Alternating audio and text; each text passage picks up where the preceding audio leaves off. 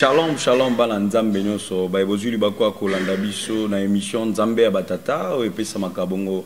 Na mwana na bino o botinda ka tout le temps pour na koluka basala nzambe bozo ba information et puis bozo ba enseignement kitoko parce que biso na DM5 TV et pas apôtre Daniel Mungongo mon père na sali Escar Landanga et puis à ma mère Dina Kikala baloba toujours bon nzambe ndia na DM5 TV parce que biso bon nzambe tout le kande kombo Yesu etomba makasi ke kombo ya batule on a singo ko yamba grand homme de Dieu ya mboka na biso na représenter té mais yemo ba ko mi présenter parce que ngana yebié yo peut-être yebié ba miso ba yebié akoy ba ko se présenter Torobetane masolo na o etali bondoki soit sorcellerie o ekangi via bana nzambe akoy ba ko expliquer biso mon émission na biso na pokwa lelo à qui je dis bonjour l'homme de Dieu. Bonjour fils Kabé. Boni musala yankolo ezo évoluer lo lengeni. Musala nzambe ezo évoluer très bien par la grâce de Dieu. Oyebi ke musala nzambe to kenda kanango lo lengi yemoko tata ko musala memela biso mais par sa grâce musala ezo kelimala. Et l'homme de Dieu avant de démarrer une émission à Bichon, on a le qui s'est présenté, na ba Holanda, ba misu ba bioté, au Pessi Combo et puis au Pessi Etonga, adresse ici que Zoami, Lilo Bamon la bande de Holanda. Voilà, je me présente pasteur Alain Kouma de l'église Les Bons Samaritains. Église Les Bons Samaritains est dans la communauté des assemblées de Dieu en sigle KDC. Oye Zoami na balabala Manenga numéro 36, na quartier 13, na commune Angile, na ville de Kinshasa, RDC. Et numéro à contact, il y a Mopeto Banakolobela, Sengelito Lobela, plus 243 81 517 70 77. Voilà, l'homme de Dieu par rapport à Sijen Abisso et à Tongwalelo, au Tozobetali Solo, tout le sur la sorcellerie. Est-ce que Kuki ko expliquer Bisso, moi définition par rapport à délivrance à la sorcellerie, comment est-ce que ça la vie à Moutou? Voilà, merci fils Kabea. Ça c'est un bon thème. Et ça thème est très important et que tu vas pas exploiter encore.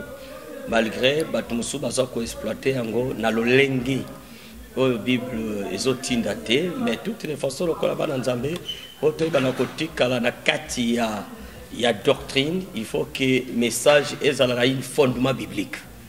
Tout message o eza libanda ya fondement biblique. C'est un faux message. Et par rapport, il y a thème au lobby exploité la délivrance de la sorcellerie. D'abord, il faut définir mot délivrance. Mot délivrance, cela veut dire que Bible lobby, par rapport à la définition, lobby, action de délivrer. C'est ça qu'on appelle la délivrance. C'est action de délivrer. Or, on ne peut pas parler d'action sans qu'ils en aient fait. Donc, délivrer les faits. Donc, action de délivrer. Or, par rapport, il y a mon sorcellerie, où il y a une image d'une personne, on va dire sorcier. Et sorcier, c'est quelqu'un qui a un esprit. Donc, moto, un esprit malin, où il faut afficher un comportement bizarre, pour afficher Babiloko, où il faut plaire dans mon côté. Na kati ya Bible poto zonga muke parce que yango ko sunga biso et mingi Bible ndem to ko sunga biso na maitozo lobela na mokanda na deux rois eskani tomoni na chapitre 6 kobanda na verset na yango 25 ozo kita Bible lobi et comment qui nata ya roi Jéhi. La Bible dit ceci: nde moi shimoka ke ko se présenter devant roi zotambola na miraille royal et moi je suis pas une roi par rapport à l'événement comme c'était une période de la famine et ça qui période d'anzala le quoi ça qui na période d'anzala que moi je suis basaleli kelema na moninga na yi alors bien te lokola nzala ezali to kamata mona na ngatolia to tumbai tolie soki to sisi kolia ya yo bongo to ko kamata pe oya yowana simano tolie. Mais la Bible dit ceci, stango balié à moninga. Nde et comme to balié ya moninga mosusu aboyi. Abi non. Boko okolia ya ngate na ko livrer moi na ngate. Nde likambo ekinde ke pa ya roi. Moi sa moni roi pe agangi skatelanga likambo parce que je suis tourmenté. C'est-à-dire la sorcellerie c'est un esprit mauvais. Et ça molimo ya mabe oyo ekoti kati na moto jamais mutabotama batumusu babotama normal mais azwi kindoki après sa naissance mosusu pe azwi kindoki na kati ya libumu ya mama na ye mosusu pe azwi kindoki na kati na libumu ya mama na ye mosusu azwi kindoki libanda. Quels sont, peut-être toi évoluer, malgré quels sont les signes qui montrent que Moto c'est un sorcier? Parce que d'abord la sorcellerie, visiblement, on en a raté. Ce sont des choses spirituelles. Et ça ce qui est spirituel, et ça, des choses spirituelles, ils ont se manifesté physiquement. Est-ce que quelqu'un qui a compris ma lobby? Donc, la sorcellerie, c'est une chose qui est spirituelle, mais c'est manifeste physiquement. Donc, et l'autre, c'est na moto, mais ça ko jalisama na kibo moto a moto. N'est pas bilembo wanandi, ou ça physique, et ça la kisabiso que moi na mondo. Moi no azamabe, to tato azamabe, to maman azamabe. Parmi bilembo, signe qui prouve que celui-ci a une mauvaise sémence. Mon crabe sémence, c'est d'abord la haine. Signe c'est la haine. C'est-à-dire, deuxième signe, c'est la colère. Troisième signe, c'est la détitesse. Quatrième signe, c'est la saleté. Et cinquième signe, l'incarnation. C'est-à-dire quoi? Quand on parle de l'incarnation, moto yo na moy ba monie moto mais ba loti na butu. C'est-à-dire moto moso sa zo lotayi. Ya la lina ndabu na ye. Mais moto moso zo lotayi abonga ni niao. Abonga ni ndeke, abonga ni mpupu. Bonga se présenter pour pas na moto pona ko ba ko sala moto na mabe. Ça ce sont des signes. En dehors ya ba signes auto zo tanga et puis ça peut que se manifester na kati ya moto. Na kati ya bandoki parce que tozi moi tango belé pe ya ko solana banango bazana bilembo na ba batiaka bango ezaneti banini mo sala nzambe parmi ba bilembo na kati na bilembo batiaka bango d'abord un succès na maka 666 batie na kati ya na kati longi na ye deuxième signe na bango bazalaka na serpent image ya serpent parce que là ce sont des témoignages au bana ya bandoki pe to sambela pona bango to sala pe service ya bandeko mususu nde bango baluba que papa ndenge toza koye na monde na biso to yebanaka dans son atali na ke wa sorcier na tous les questions yebe ndenge abi poto za na basini na biso signe ya biso 666 bazana ngo yami bale ba na lemba serpent yami chat ba na caché noir na fond oh na mutunio sona se na moyo azana étoile mutunio azana étoile na ye oyo nzamba sale na ye donc nzamba sala mutunio étoile na ye. Mais na place ce qu'il y a des sorciers et si que toi il y a nzambe et pas brûler mais bilembo ya bangonde batia on a tout tanga serpent batia marque serpent batia caché noir batia marque 666 ne l'homme bakoma déjà ça ko identifier qui est à un sorcier déjà ils ont identifié donc entre eux ceux qui va talani na bilongi boy on va comprendre directement va comprendre à comprendre maman oya za biso et l'on est na bango pas comprendre que baneza bango bilembo et lembo azana l'homme de Dieu ben par rapport à Mambolobi mutsuka za na bilembo soit moi na za bilembo wana olobi ya serpent et puis ba signe noir ba ocha ba na bilongi et comment eko salama parce que tu es dans domaine na yo vandi mingi na délivrance ko délivrer milimo ko kango la vie ya bananzambe comment procédure za ndeni po mutu aleka na délivrance wana kindoki wana elongwa katina. Bon, procédure est simple. La Bible dit, le Fils de l'homme, Jésus-Christ de Nazareth, est apparu dans le monde pour détruire les œuvres du diable. La première des choses, il faut que l'homme accepte Jésus-Christ comme Seigneur et Sauveur. Donc, c'est-à-dire, il doit accepter Jésus-Christ de Nazareth comme Seigneur et Sauveur. Voilà déjà, ils ont montré à la porte, ils ont il y a la délivrance. Deuxième des choses, il faut renoncer. Parce que dans le monde, il y a sorcellerie. Quand les enfants ou montants sont sorciers, dans le monde, il n'y a que des mensonges. Dans le monde, il y a que le kuta. C'est un sorcier. Pendant 30 minutes, 28 minutes, c'est un mensonge. 2 minutes, c'est la vérité. Donc, la Katina Bango, il parle qui des mensonges. Pourquoi mensonge? Parce que la Bible dit, dans mon chapitre 8, verset 44, Bible dit, vous avez pour père le diable, qui est le menteur dès le commencement, il parle que des mensonges parce qu'il est le père des mensonges. Donc, c'est-à-dire quoi? Dans le monde, on ne peut pas parler la vérité.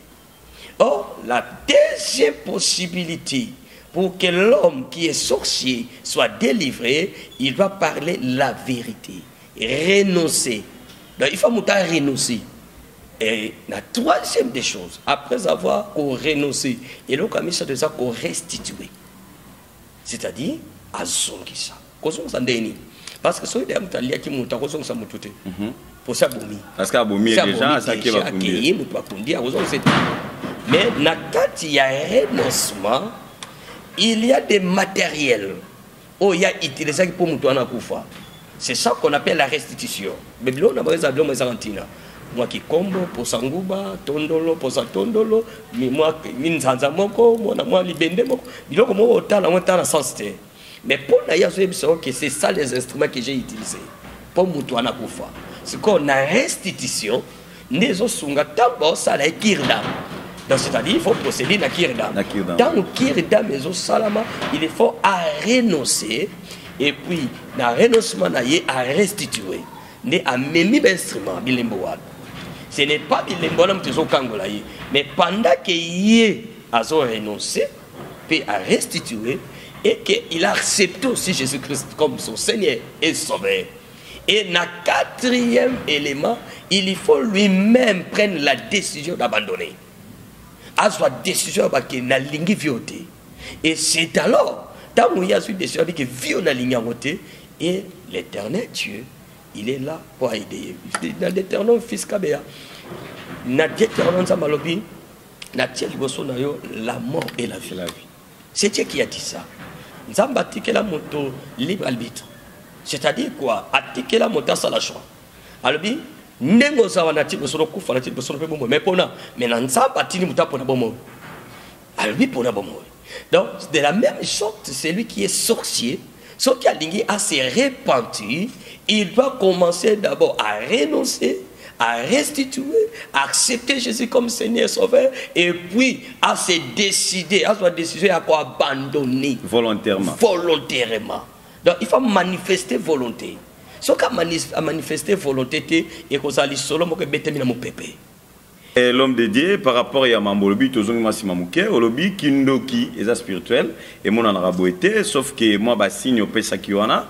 Mais il y a des hommes de Dieu, Mouchouchou, Ndekono, Mouchouba Sanzambe, les commissions mêlés moi en église, pour sa service à délivrance, à Longola et Kindoki. On a Mélisse Maï, Sansi Ngolo, Mélisse Maï, Sansi Nyoka, est-ce que,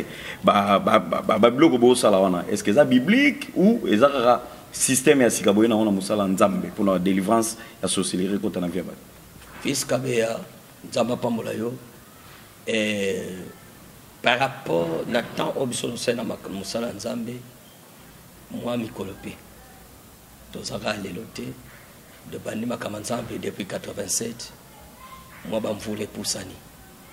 Namakola Tata Nanga Dokuta, Namakola Tata Nanga Timba Montero, la Tigala Komona Honte. Et dans le domaine de la délivrance, tu as belé tout ça moulaye. Na mona kite nga nzamba itiza ingate kina sambeli moto a sanzi nyoka. Nga nzamba saleli nga ngoti. Mais na batu ba délivrer délivrer ebele. Oyo ba liki na ba délivrance ba témoigner mais sans que ba sanza nyoka, sans que PC et bima n'approche. Et bima n'approche. Il y a un protocole, bon, ça va bassin, lobby, va toi, sanza, on soit là. Pour so PC bima. Mais namona batu ko sanza na ministère nanga. Na bon de l'ensemble to sa délivrance, batu bazo sanza. Batu basanza bangoloti. Batu basanza pe ba PCT. Benga na mona batu bazo sanza eloko mati abando sanza, eloko bimaka basoi. Et là, il m'a rassuré. Dans le monde, na ministère, na ministère, on a pienga. Na ngolo na par sa grâce, na bonde la bateau, au lieu de simbi, et l'autre est un ningani. Et bandi ko sa manifestation. Na kata manifestation, montazo sanza. Mais tant wa sanzi, na mona ngolo te, na mona pempuku te, nyoka peti. Parce que c'est comme et là, on a la mona tant manifestation sur ça la monta bimisi de soi. Pour différencier quand même Sali Vango, au moment où on a épée jaune, les amours jaunes, mais dans mon thé, donc là je ne peux pas parler dans le beloko nganzamba salingati. Je vais témoigner ce que Dieu m'a fait. Alors par rapport à la délivrance, il y a des délivrances, monsieur Salamaka, visible et monsieur invisible. C'est-à-dire quoi? Dans la ligne globale, délivrance visible ou invisible. Il y a d'autres délivrances et qui avec une manifestation. Il y a un autre bien visible. Visible. Visibilité. C'est-à-dire, quand vous priez, n'êtes avant de tirer à bas toute sa délivrance en fille, moi j'ai une espèce de sirène. L'esprit sirène, il va dire que c'est mauvais. L'esprit, c'est commence à mouver, na katamouan, na agitation, on chasse l'esprit. Mais on n'a pas vu sirène. Mais mon temps, on a sirène. Mais tout le monde est sirène, n'a mis sous thé. Mais sirène parle, je quitte. Esprit soloba. Et donc, esprit soloba na katamouan, na binakei, yon na sirène. Sirène, on s'en dit, on soit qui peut utiliser. Pour utiliser na nine, l'esprit à séduction. Nous sommes pas. Mais quand on a prié, de chasser l'esprit, esprit qui on n'a pas vu sirène. Et l'enfant rétabli, et n'a pas moto, et puis on a donné les messages, et puis ma péché, ma terre, c'est tout. Alors, ce qu'ils font aujourd'hui, c'est pratique. C'est pratique et condamnable. Parce que dans la Bible, tout ce qui est hors de la Bible, ils ont les bandes de doctrine. Or, la doctrine, parce que l'okwana est là, et ça, il faut répéter 3 fois la Bible. Et l'okwana, il faut la Bible et le 3 fois. Donc, la Bible est 3 fois. Ce qui est 3 fois, il faut les bandes de la Bible. Hors doctrine. Donc, c'est-à-dire, dans le ministère, il y a Christ. Dans le ministère, il y a Jésus. Dans le monde, il y a la Bible. Yesu atinda Pierre akende ko kamata kangambisi akangambisi mbongo bima na munoko ambisi ayebisi Yesu ayebisi Pierre fongola mbisi Pierre afongola mbisi abitala mbongo bimi abifuta pa kuna yo futa yanga mais likambo ane zonga asuti ezonga asu pour la deuxième fois et ça la mambala bon Yesu tanga bisi avec lui azuik sale azuik mabeli azuik sangisi tata pa kula na misu avec kende ko so analyser bo bengisi loé. Tango avec la kenda sokola zonga yeso big sa su mutu so mamia mni soutien na salive mbala moko docteur baboya qui comme système boya qui comme système tout ce qui n'est pas système dans la Bible au bimi li banda ya volonté nza oza hors doctrine c'est-à-dire là au komi ko sala oyo lo bimi nzambeti ya fils kabe atika na bisayo aujourd'hui musala nzambe za ya ko bepa les frères musala nzambe za ko kita. L'évangile de Dieu est déformé. Et les lots, si on a le bango clair, les lots batoisent sur l'évangile de Dieu comme vocation. Mais batoisent comme business. Comme son corps, comme Moussala Nzambe. La moutamoni qui est là, on s'en les athées, dans un piaka, dans un Moussala, on s'en athée.